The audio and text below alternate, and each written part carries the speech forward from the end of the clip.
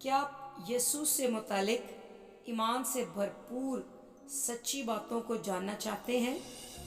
Video में यीशु की तारीफ़ों के गुलदस्ते के ज़रिए आपको बरकत और दिली इत्मीनान और सुकून हासिल होगा। आज की वीडियो, यीशु जैसा कोई नहीं।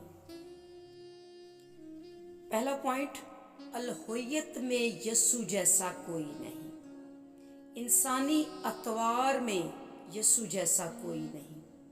मौजज़ात में यीशु जैसा कोई नहीं। मखलूक़ात में यीशु जैसा कोई नहीं।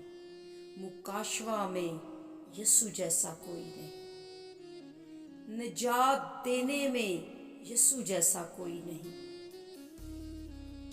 शफायत करने में यीशु जैसा कोई नहीं। कलीसिया में यीशु जैसा कोई नहीं। कदूसियत में यीशु जैसा कोई नहीं। अजीम दोस्ती में यीशु जैसा कोई नहीं। बिशारत में यीशु जैसा कोई नहीं। खिदमत में यीशु जैसा कोई नहीं। हिकमत में यीशु जैसा कोई नहीं। दौलत में यीशु जैसा कोई नहीं।